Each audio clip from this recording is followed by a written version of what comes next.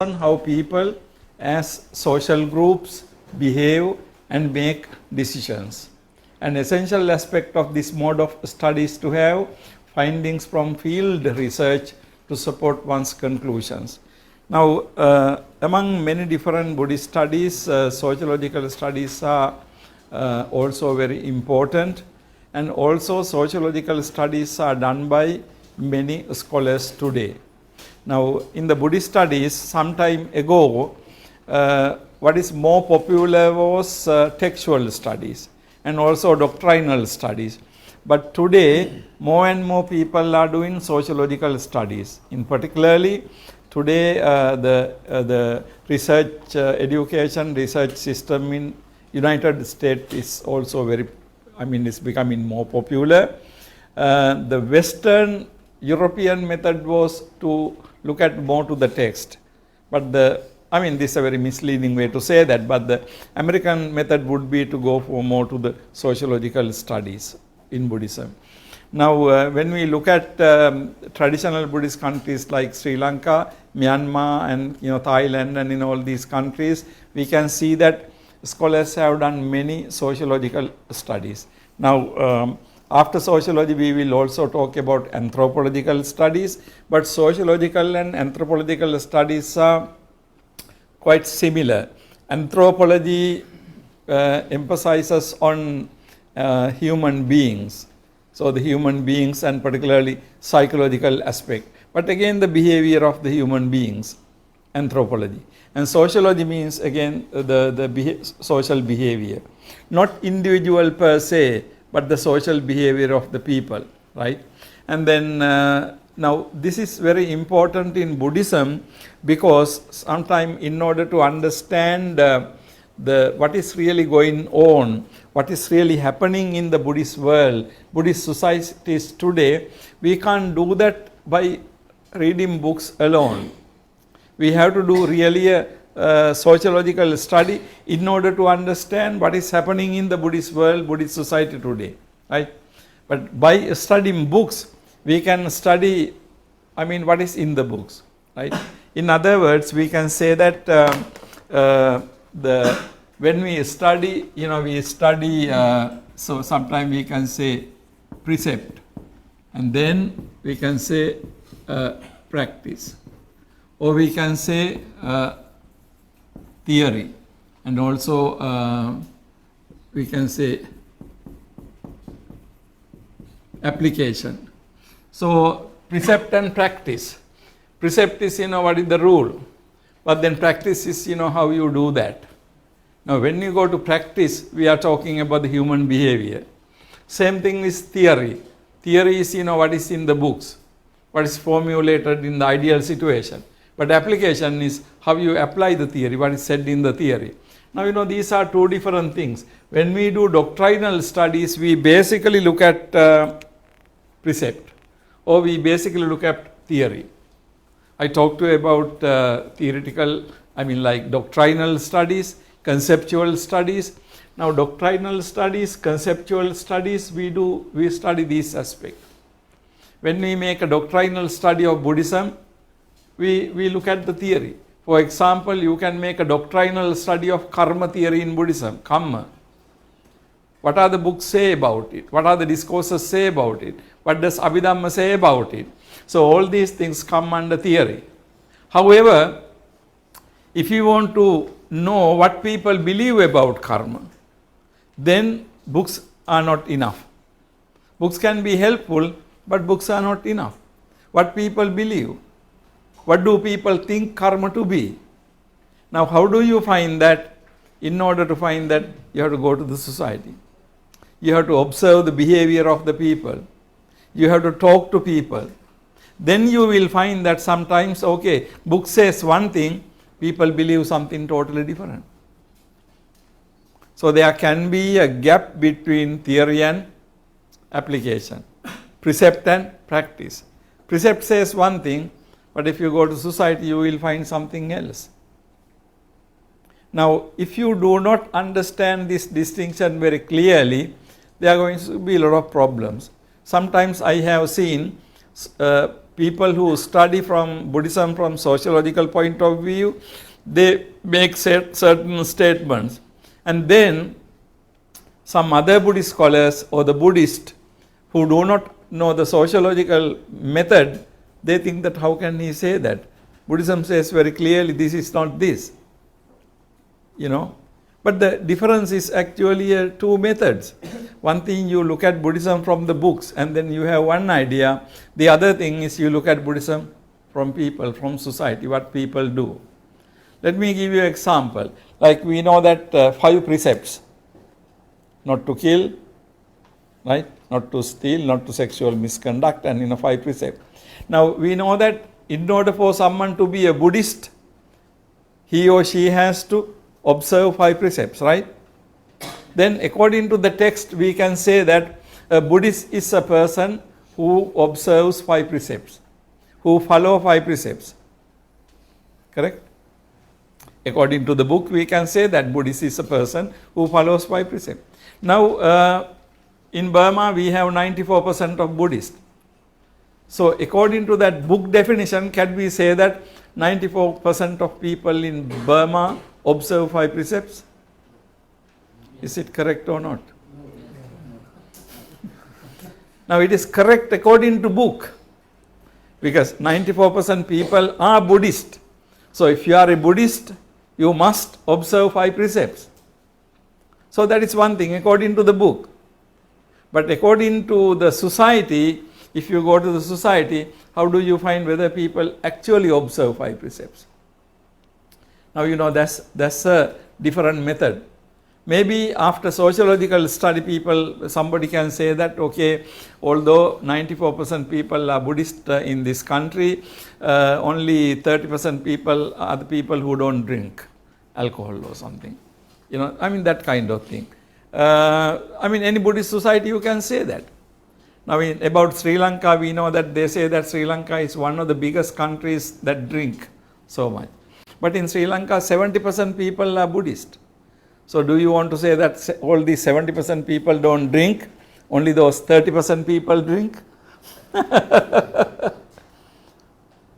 Now somebody can say, okay, if you are a Buddhist, then you don't drink, so therefore Buddhists don't drink. But that is correct according to the text. But we don't know whether it is correct according to the actual social behavior. Now if you want to find out, you can't just read the books. You have to go to the society and you have to do some kind of field research in order to find that. Of course, you can design a way to do a research. There are different ways of doing research. Say, for example, one very gross method will be, you can stay by a wine store where liquor is sold, and then you can interview the people who come to buy wine or liquor. And then you can ask, what religion are you? Then suppose you interviewed 100 people, and out of that 100, suppose if it is an area like Sagaing or something, almost 100% people are Buddhist, then everybody would say, I am a Buddhist. But then, what would be the situation of the precept? So, sociological study will give us sometimes unexpected results, okay? Now, this is the difference between sociological study and textual study or doctrinal study, theoretical study. So, theory is one, practice is another.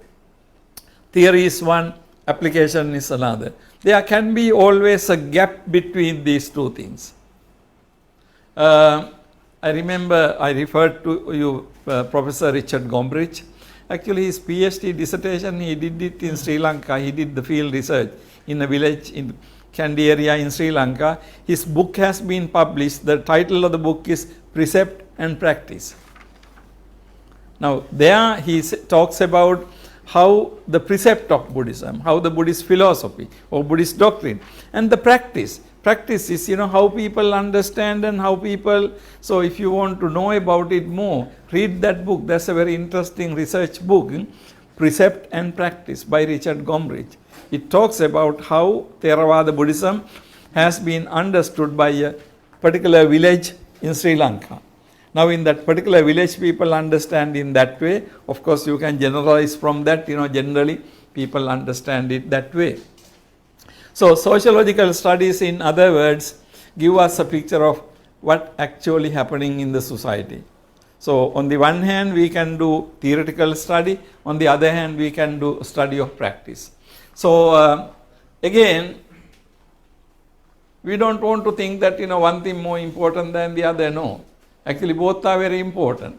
It is important for us to know what the books say about it, what the theory says about it, but also it is important to see what is the practice, what is actually happening in the society, why it is happening in the society.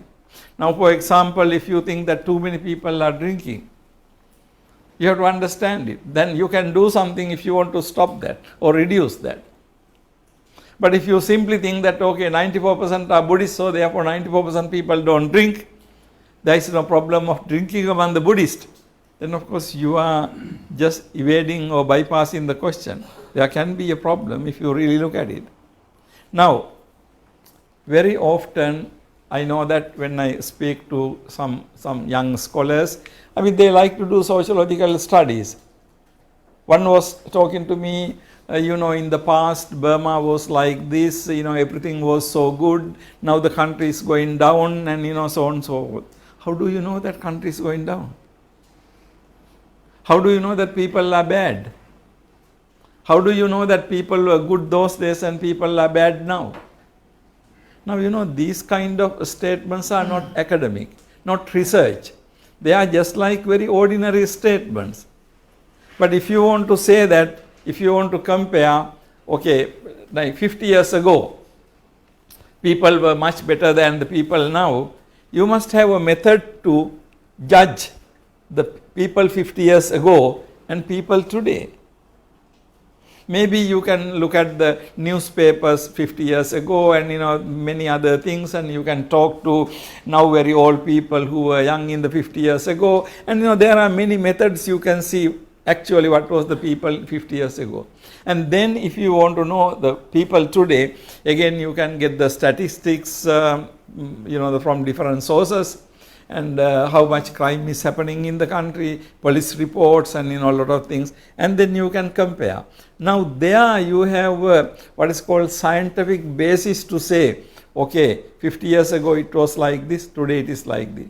But you just can't say that, in the good old days people were good and people are bad now.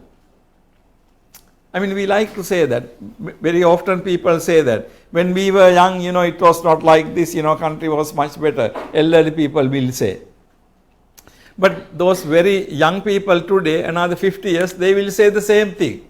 When we were young, country was very good and now it is bad. Now people say this every time.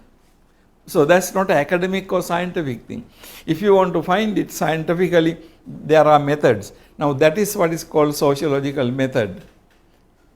The methods to follow in order to understand society, what is happening. So on the one hand, theoretically you can say, I'm just giving you an example, theoretically you can say Buddhist is this and this and this, but practically you can say Buddhist is this and this and this, okay. So the difference between the theory and practice. The researcher's approach to what she studies may be either subjective, insider view, or objective, outsider view. These two approaches are also called ethic and emic. Ethic is the observer's perspective or outside perspective. Emic is insider perspective or subjective perspective. In a field research in the village, emic is the perspective of the villagers. Ethic is the viewpoint of the researcher as an outsider to the group. So when we talk about this method, we have these contrasting terms. So one is insider view,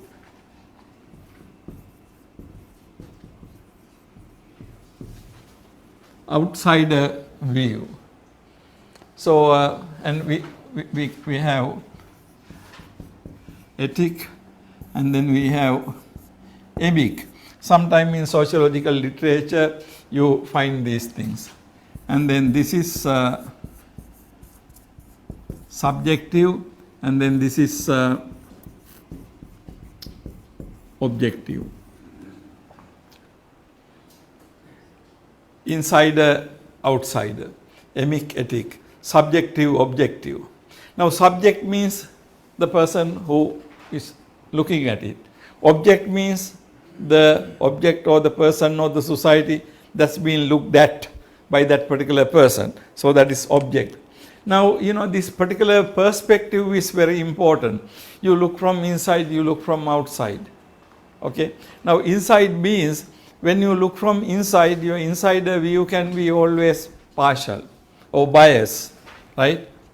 And then outsider view can be not really impartial necessarily, but outsider view can be different because the person looks at that particular thing from the perspective of an outsider. Now, it's like the debate is there, which kind of perspective is right. Now, in the science, we talk about objectivity.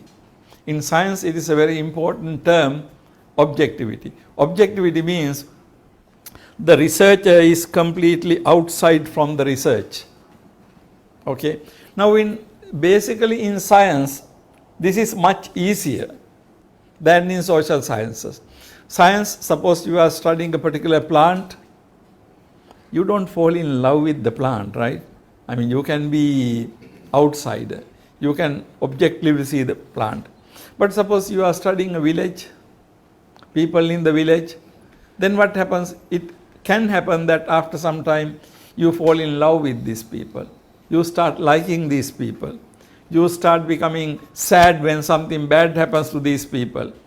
You rejoice when something good happens to these people. Ultimately, you become sort of an insider, although you studied. So then what happens to your perspective?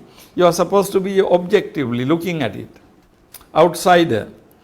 They say that then only you can see it correctly. But then now you have become an insider after some time. So would that mean that actually your perspective now changed and therefore it is wrong or something? This is a very interesting methodological and philosophical question, right? Can we really be 100% objective? Can we really be, away from the subject we are studying? Particularly it becomes so when we are studying a human subject, human society, or even animal. Not like trees and plants, right? Rivers and oceans. Those are different. Maybe we can be somewhat objective. But when we are studying human beings, that may not be the same thing.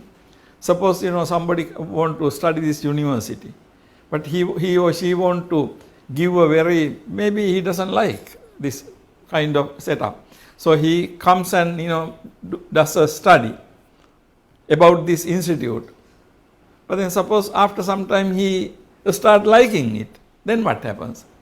His perspective has changed now. So which perspective is better is a problem. Whether you do a research on a particular subject you like, or whether you do a research particular subject you don't want to like.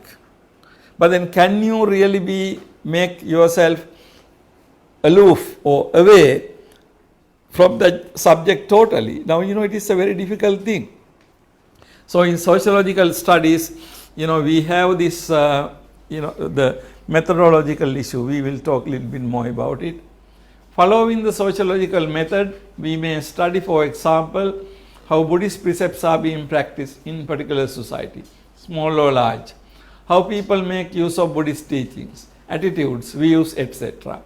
In making choices in voting, marrying, buying, eating, choices of livelihood, etc. So, we can study many things in a society. We can study many things in a society. Now, if you want to study the influence of Buddhism, if you want to study the precepts, or if you want to study how teachings, karma teaching, or any other teaching, how has it affected, influenced the people's behavior? What do the people believe about it? So, always be very clear about the distinction. You can study karma theory from the books, from the suttas. That's a conceptual study. But if you want to really see karma theory in the society, that can be different. Very different people will have certain beliefs that are not really described in the discourses, or certain beliefs which are against the thing. For example, discourses say that everything doesn't happen due to karma, right? But majority of the people may be believing that everything in their life happens due to karma. Now what has happened? Theoretically it is one thing, practically it is another thing. But in order to know that, you really have to go into the society and do a research. We may do these studies not only on contemporary behavior of social groups, but also on past behavior, such groups. For such studies, the field research has to be done in archives, collection of papers, reports, diaries of people concerned, etc. Now, I said somebody did the research on Mahasi Sayadaw. Now, Mahasi Sayadaw is dead and gone, no more. But how do you do your research on Mahasi Sayadaw? Sorry. You have to look at his archives, his old letters, the books, and then talk to people. If you have people living during that time, and go to his monastery, go to his historical settings. So there are many ways of doing that. Now, we can do that type of research on people. Now, that kind of research is in a way sociological, but we can say historical actually. But they are the historical and sociological studies really merge. Okay. Now, in the past incidents, things, and these things, you can do a sociological study. So, there are so many things where you can do this kind of study. So, about the past things also, past societies also you can do.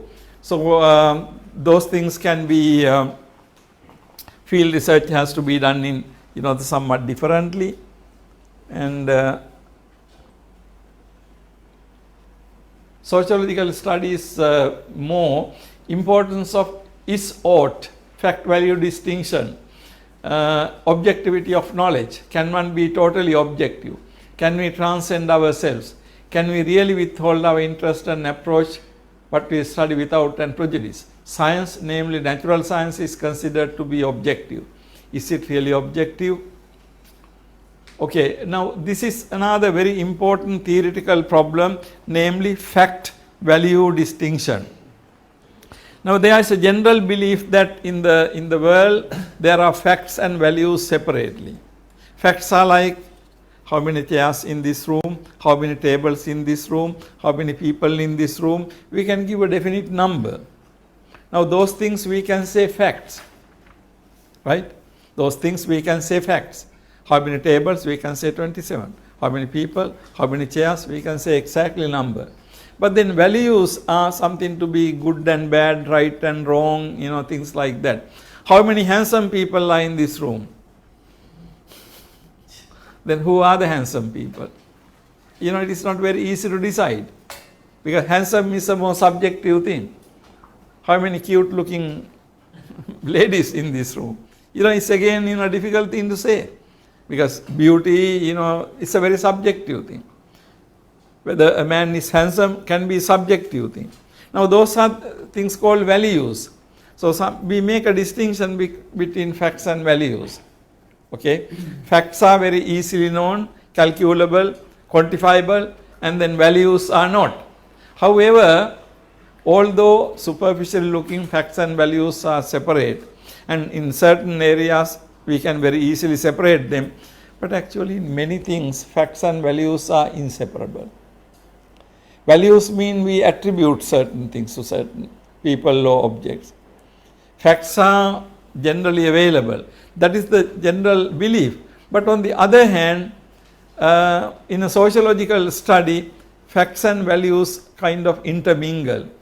Again, if I may give you an example, you go to a village and you do a research.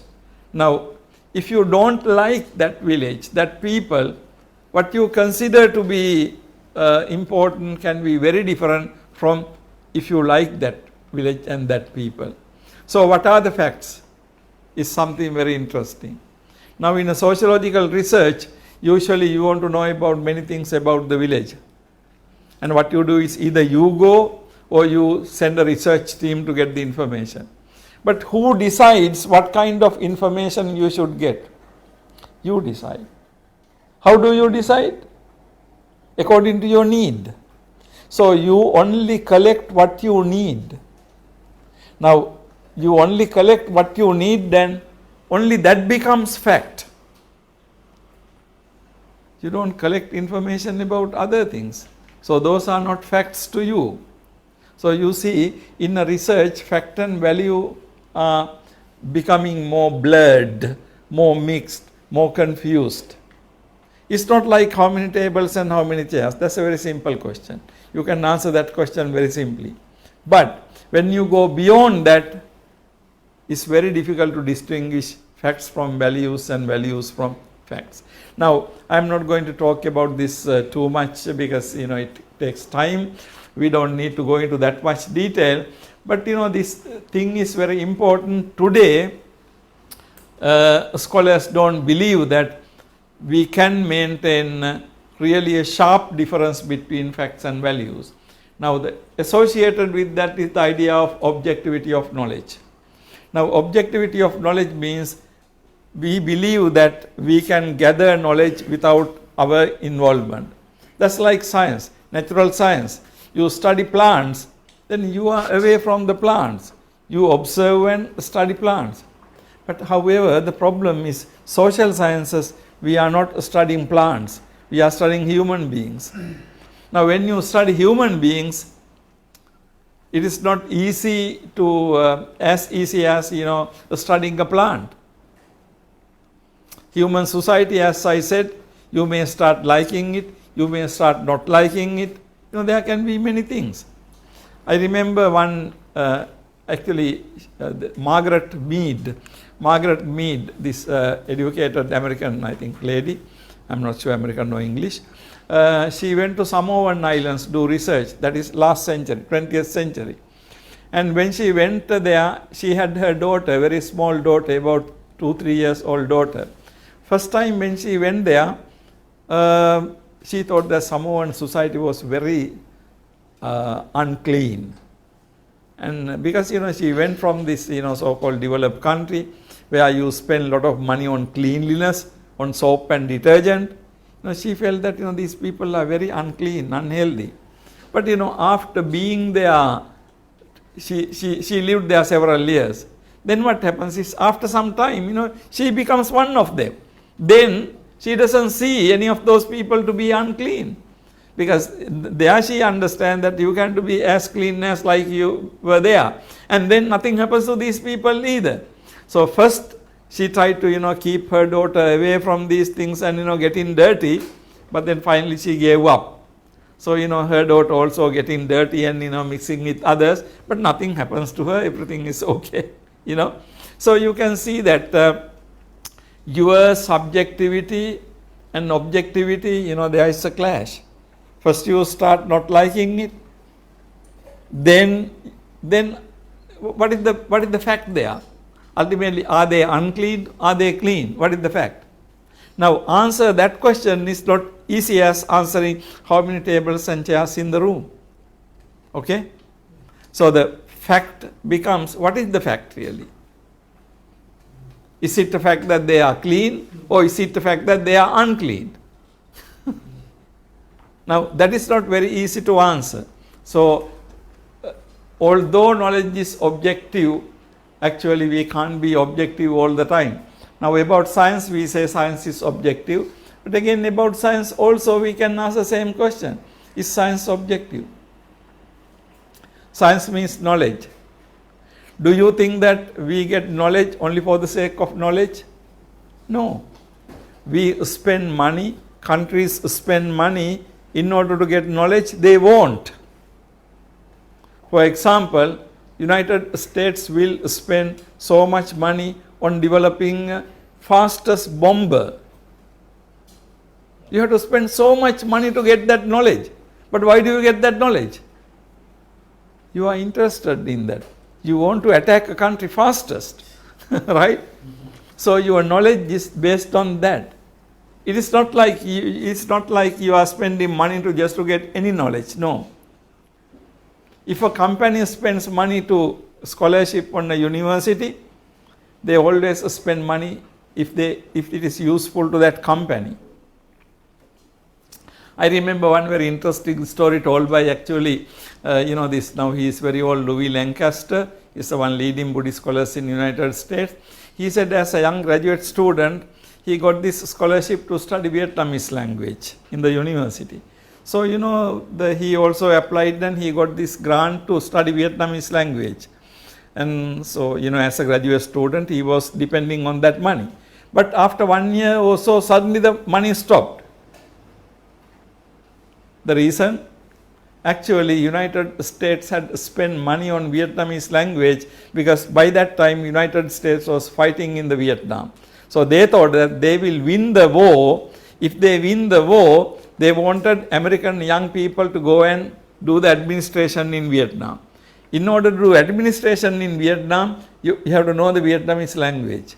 Now that is why they were given the scholarship. But when the Vietnam War was over, suddenly all the money stopped. Now these students didn't find any money to continue there. They became, the really in trouble. Why? Because they didn't have money. But the government was not interested because now Vietnam War is over. So no point of teaching Vietnamese to American people. Now you see, knowledge is not objective. I mean, the language of Vietnamese language knowledge may be objective, but why do you get that knowledge? The reason, that's not objective. So ultimately, if language knowledge is there, why you spend your time and money to study a language is, always depending on your interest. So interest is also very important. So therefore, this objectivity knowledge is problematic. Now ultimately, what is currently accepted in social science research is participant observer approach and observer participant approach. Now finally, what happens today is, now as I said, so we have here two things. We have participant observer or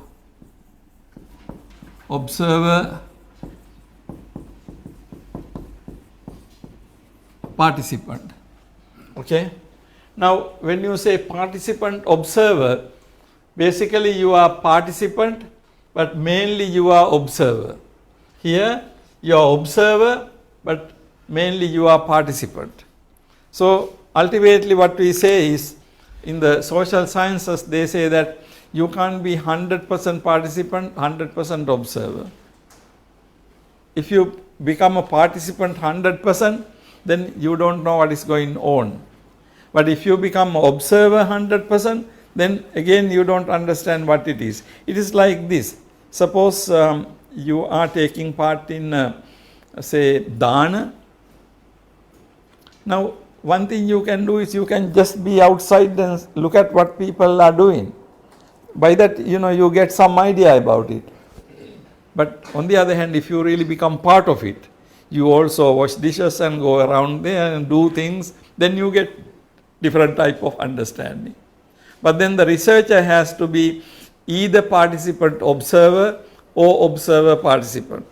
But your role can be, one role can be more heavier than the other. Say example, if you are participant observer, your observer role is more prominent, but at the same time you are participant. Or if you are observer participant, then your observer role is less, participant role is more. Again, sometimes, many people come to Myanmar, they want to study how the Burmese meditation takes place. Now, one way to do that would be you can just go to meditation center and just look what people are doing. Okay. Now that is, then you are more observer. Okay. But on the other hand, suppose you want to study Buddhist meditation methods in Myanmar, you enroll in a meditation class. You go and live in a meditation center. You also do meditation, but at the same time you keep records and you observe. So there your participant aspect is stronger, your observer aspect is less. Or you can be observing more, participating little less. But idea is that you cannot really gain good knowledge either by being 100% participant or by being 100% observer. You have to have both. Okay. Now earlier I talked about theory and practice, emic and ethic, those things, subjective, objective. But today in the social sciences, people believe that you can't be 100% objective. You can't be 100% subjective either. So it has to be both these methods has to be going together. So this is basically what is meant in sociological method. Okay. So let me move quickly on to the other couple of studies, and then we will have a short discussion after completing. Then anthropological studies. As I said earlier, anthropological studies are also quite connected to sociological studies. One basic difference is in sociological studies we study societies. When we say societies, not each individual is doing what individuals are doing as part of society. Social behavior, right? Now in the social behavior is very important. For example, just to show the contrast, like before an election, many countries, previous day, they do a survey and then say predict, okay, tomorrow so and so is going to win. Now that is how you do that is you determine how a society will be doing this, a social behavior, right? Okay. Then you say such and such a party is going to win. I mean, in a country like America, you can do this kind of survey. Then you can say such and such a party or such and such a candidate will win 57.3 or something. And next day you can really see that exactly that amount has been voted, because if you really do it successfully, in some countries like I was in Cambodia last week, I learned that there was only one party and one party won all the seats. So those are very interesting things. But but in the more democratic parts of the world, many parties contend, and if you take United States, you can see that there are always two main rivals, and so that's a sociological, how the society. But anthropology, what happens is Buddhism as an aspect of human life and human psychology. I quote here, to understand Buddhism as one historical variant of the generic human attempt to find meaning and hope in a sacred order that transcends the mundane human existence. A representative example of this method study is Melford E. Spiro, 1982, fairly old book now, Buddhism and Society, a Great Tradition and its Burmese vicissitudes. Vicissitudes means up and downs. Actually, if you have not seen this book, you have to look for it. This is one of the very interesting research done on the Burmese society. It's all 1982, 92, 2002, 2012, more than like almost 40 years ago now. But this is one of the very important anthropological study. Now in anthropological study, what they define is to understand Buddhism as one historical variant of the generic human attempt to find meaning and hope in sacred order. Now the definition of religion given is the generic human attempt to find meaning and hope in sacred order that transcends the mundane human existence. That is religion. So Buddhism has one example of that, and then he studied the Burmese society. So Buddhism and Burmese society, a great tradition in its Burmese vicissitudes. Now this book considered to be basically anthropological study, but actually anthropology and sociology are very difficult to separate there, because you are studying, but it's basically as an aspect of human life. So more emphasis given to human psychology in anthropology than in sociology. In sociology, we don't talk much about psychology, we talk about the psychology of the common behavior. But here we are looking at psychology of the individual behavior also. So both sociological and anthropological studies share much methodological concerns as discussed in the discussion in sociological method. So sociological and anthropological studies. Now if you want to really know what anthropological study, you can look at this book, this very interesting book. And some of the findings of this book are very interesting. I remember one of the findings of this research is that he has found that average Burmese people spend 25 to 30% of their income on religion. I think it was articulated by Malfred Spiro a long time ago in his research. So in fact, how do you do that? Again, you have to do a field research and you have to observe. But after now, he wrote in 82, almost 40 years back now. But today, somebody can repeat that research again and see what about the today? How much people would spend their monthly income or annual income for religion? Is it the same? Now, that can be a good research. Then you can you can conclude whether society has changed from 1982 to say like 2018. If you find that the people spend same amount of money or less amount of money or more amount of money, then again there must be a way to explain that. Why do people spend more money or less money? So like that. So anthropological and sociological studies basically we can say go together. We'll move on to, and then Buddhist cultural studies. Cultural studies focus on cultures rather than on human groups.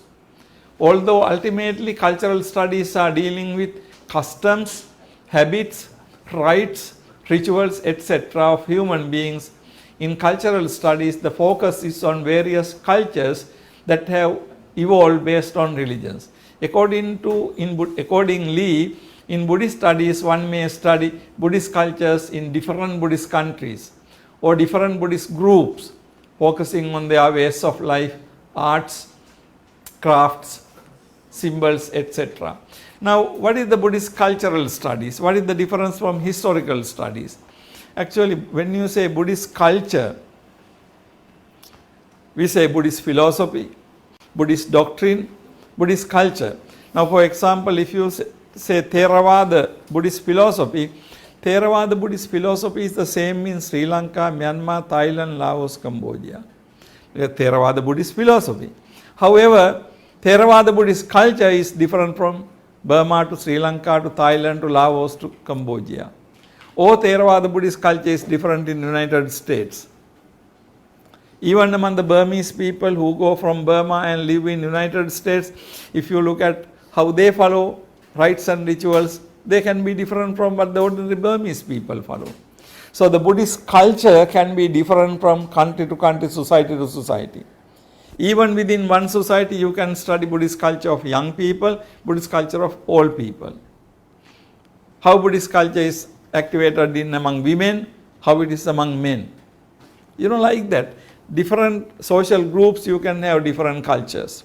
Or different countries, you can have different Buddhist cultures. Now, what are the similarities? What are the differences?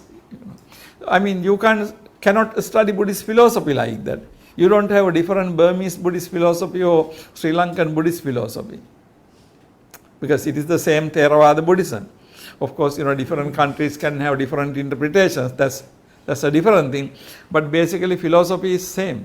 But religion can be different. Culture can be different. So if you study Buddhist cultural studies, that means we are studying different cultural aspects. Say for example, I saw the other day when you were observing Vassa. Burma people behave in one way. But if you go to Thailand, Vassana people behave in another way. If you go to Sri Lanka, it is very different from Burma. But now that difference is a cultural difference, right? Same idea of Vassana, but how people come to temple and invite the monks, and all these are very different from country to country. the way they dress.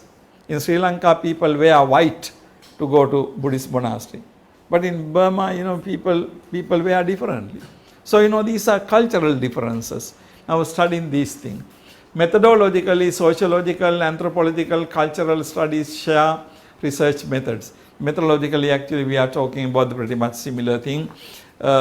Social, cultural, even historical studies can be put into this thing. So, basically, from method wise, we can see that they share quite a lot of commonalities. And the almost finally, I will talk a little bit on linguistic studies, and I will wind up this space. A study based on analyzing linguistic concepts is meant by this category. In Buddhist studies, since there are many source languages such as Pali, Sanskrit, varieties of Prakrit, classical Chinese and Tibetan, it is possible to study a concept analyzing it linguistically by identifying its roots and histories of evolution of such concepts. Often linguistic analysis form a part of studies from such other methods as conceptual, philosophical, etc. The studies on Buddhist languages are also included in this category. In the field of Buddhist studies, research of K.R. Norman mostly belong to this category. Now, linguistic study means you are studying basically Buddhist studies based on language. Okay. Now, there the emphasis is given to understand the language, linguistic concept. You look at the root of a verb, and then you see how that word come from which language. Is it from Sanskrit, or is it even before that?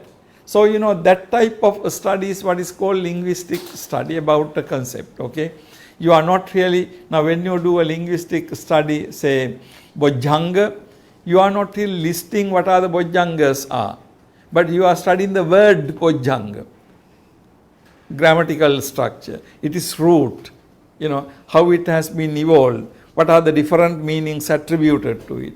So, the linguistic study sometimes you can do on its own, or when you are doing a philosophical study or conceptual study, we begin with linguistic study.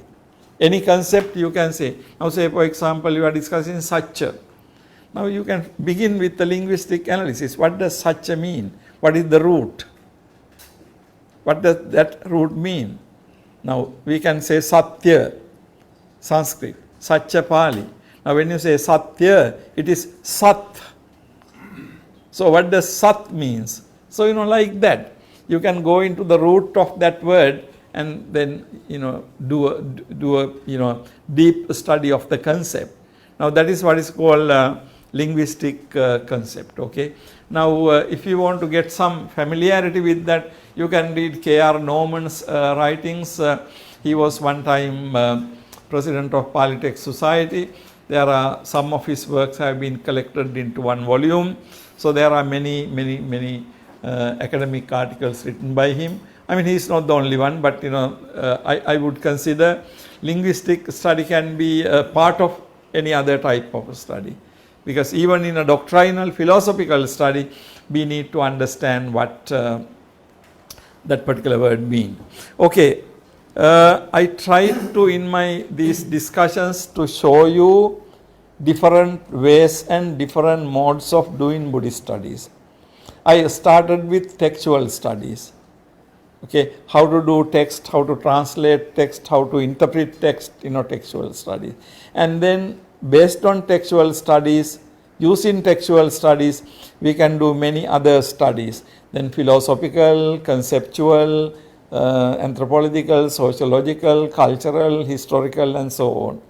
Actually, what I expected to do was to show you how different types of Buddhist studies can be done. Okay. Now, particularly when you are MPhil or PhD, when you do a research, you have to identify what is the area of research you want to do. Do you want to do a sociological study, or is it a historical study? Is it a philosophical study? So, it is very important for you to have a clear idea about the area of or the mode of your study. Now, if you are doing sociological study, your research methodology, research method, the research concepts you are using is very different from a philosophical study. Okay. Now, if you are doing a doctrinal study is very different from anthropological study. So, when you do a doctrinal study, you have to really know what are the methodological things we need to think when you do doctrinal study. And difference between doctrinal and anthropological and social. And if you do historical, what are the historical methods we have to use? So, in other words, when we do research, in research, these two concepts are very, very important, namely method and also methodology. Now, the method. Now, there can be many methods really depending on what you are doing, methods. However, methodology means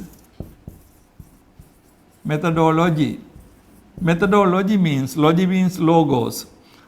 Methodology means, actually the English translation would be discussion on method. Methodology. What I did last several sessions, including today, is actually methodology. I was discussing method, but methods can be different in each field. Sociology, methods are different from anthropology, a little bit. And sociology and anthropology, methods we use are different in philosophy, conceptual study, or textual study. So, we use different methods. However, the discussion or academic discussion about methods is called methodology. Okay? So, what we did up to these discussions is I was talking to you on method, which means methodology. Okay? However, methodology is a kind of academic study about methods. So, any research student, as a researcher, you have to have some idea about methodology. Now, when you write, of course, I will be in one session I will be talking to you how to write a proposal, and in a proposal we always talk about methodology. Now, there is one section for methodology. In that methodology section, you have to explain what you are really the following as a method. Okay, I will wind up from there, but we discussed today sociology, anthropology, historical method, and linguistic method. Do you have any questions or anything, clarification about any of these methods?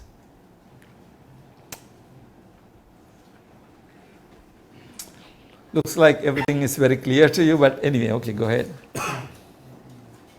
Yeah. Yes, according to history, Buddha was born in India. The teaching of the Buddha's Sasanas transferred to Burmese and Sri Lankas called Sitagu. Whenever Margaret Buddha takes us and King Asanga, trying to last long and to distribute the teaching of the Buddhas. So therefore, what are the main point? What are the main point to last long the teaching of the Buddha Sasana? Mm-hmm. This is the part question, and then how should we use to distribute the teaching of the Buddha Sasana on the world? Okay. Yeah, your question is not really on the methodology, very much more in the history of Buddhism. But yeah, I mean, what Ashoka did then, what the propagation of Buddhism, that is a historical thing. If I may connect it to what we are discussing today, actually, if you want to study that aspect, that's going to be a historical study of Buddhism. Like what Ashoka did and how it happened and what are the reasons. Of course, there are, now if you are interested in knowing the historical method of studying Ashoka, there is one very interesting book by lady author called Indian author Romila Thapar. Romila Thapar's book on Ashoka is considered to be a very, very interesting academic discussion. But of course, that discussion is quite different from our traditional thing. So, historical, now Romila Thapar is a critical historian. Okay, historically she has discussed. Now, one thing very important for us is our traditional history. We have given a very important place for Ashoka. The Buddhists, we consider to be Ashoka to be a Buddhist. But of course, in the Indian context, you can see that Ashoka also treated Brahmins also very well, Jainas also very well. But he himself, you can see that was highly influenced by Buddhism. So, it is accepted that Ashoka is basically a Buddhist. But again, historians say that no, Ashoka treated all the religions. It's true, but at the same time, he was also, because he goes to the extent of even naming some discourses to be studied by the monks and nuns in the inscription. So that means he's very concerned about Buddhism. So historically, Ashoka is very important. But again, about Ashoka, we have a lot of legends, lot of stories, lot of myths written. So it is very important as historians to do a impartial study. Okay, so don't try to study Ashoka as only just a believing Buddhist.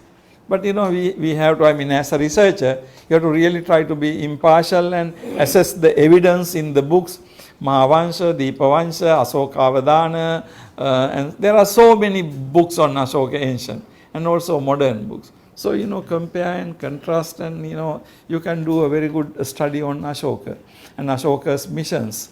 Like that's also, it's a very important thing. Particularly Ashoka's mission to Sri Lanka is very clear. As I said, there is evidence. But Ashoka's mission to Suvarnabhumi remains, issue, because Thailand people believe that Suvarnabhumi is Thailand, Burma people believe that Suvarnabhumi is Burma.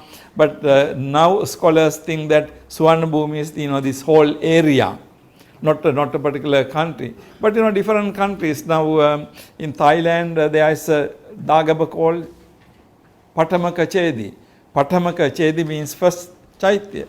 So, they call certain things. So, these are local histories that develop. But we really don't know exactly where Sona and Uttara came. But on the other hand, we have a lot of legends. Now, for example, Tapassu Balluka. Now, Tapassu Balluka considered to be a Burmese, who came to this area. But it's interesting, in Sri Lanka, we have evidence of Tapassu Balluka in the eastern part. Now, if you look at the sea route, it's actually from the eastern part. So, we can see that Tapassu Balluka story has some, because from India to Sri Lanka, then we have in the eastern part. Now, even today, we enter to go to the Southeast Asia from east. So, like that. So, Reverend, anyone can do very good historical studies. Of course, there are many people who have done. Only thing is you have to touch that subject if you feel that you have something new to say. Otherwise, you can't just say what other people said. Either you have to disprove somebody said and give a new theory, that is a new knowledge, okay, something like that. Yes, Venerable. Suppose, if we are doing a research work and following a particular method, Okay. like analytical or social or philosophical. Yeah. Suppose we are doing research work, analytical, we follow analytical. The topic is something like analytical study of so and so. Okay. So while doing on that particular line, is it possible to include some other methods? You mean some other methods or something? Some other methods? Yeah. Reverend, it is important, very important question. It is possible. You can really say, for example, suppose you are studying, I refer to this Mahasi Sayadaw's study recently done by some scholar. He studies complete meditation movement, and then he looks at the sociological factors. He looks at also the meditation itself. So he has a theoretical aspect in that, and also he wants to show how Mahasi Sayadaw popularized the meditation, what are the social reasons for that. So in that type of study, you can have historical method, sociological methods, and also certain doctrinal. So within one study, there can be several methodological things. So you don't need to be confined to only one. But you need to be aware that you are using different methodological methods in that kind of study. So a study can be many different, several different things. The study can be sociological and, historical and textual, philosophical and sociological. Now this work on Mahasi Sayadaw I consider to be both doctrinal, historical and also partly sociological. So different types of, that's interesting. People, you don't, he want to explain, why meditation became so popular, and then what are the social factors that affected it. Those are important things. So therefore, methods can be intermingling. Okay. Yes, sir. How is connected with the textual study and linguistic study? If one person take a textual study, can he or she use a linguistic methods in the textual study? Yeah, actually, again, those two areas can be combined. Those two. Now, textual study, when we discuss in textual study, I laid emphasis more on interpretation and understanding, right? But then in a textual study, you take a particular concept and then you discuss the history of that concept, that also. So you can combine, Reverend. There's no problem about that. So partially, it can be textual, but within the textual study, you can have conceptual analysis. So that can be possible. And even doctrinal study, we can have linguistic analysis. Linguistic analysis can be only one part, but the more can be doctrinal.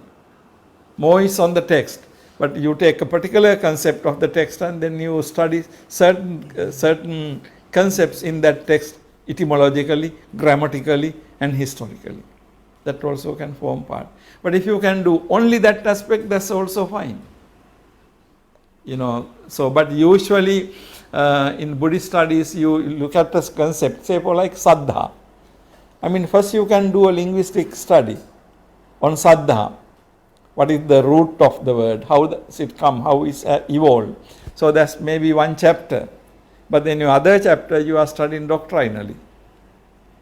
Because maybe you don't have enough material to do a complete research on only linguistic aspect. For that, of course, if you take several concepts, then you can do only a linguistic study. But if you take a particular area, then you can say, okay, you start with the linguistic analysis and then you go to doctrinal or conceptual.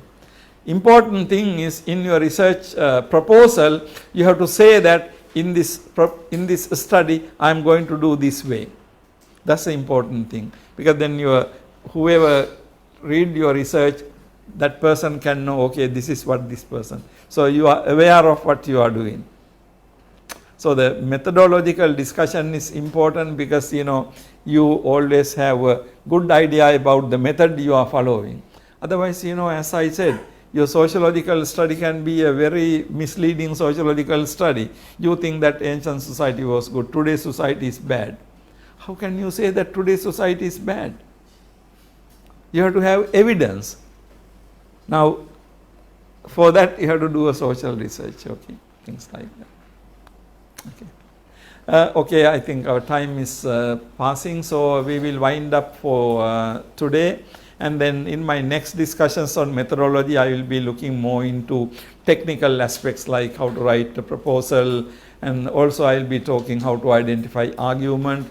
So in the next several sessions, we will be discussing more of those things. Thank you very much for participating. Okay.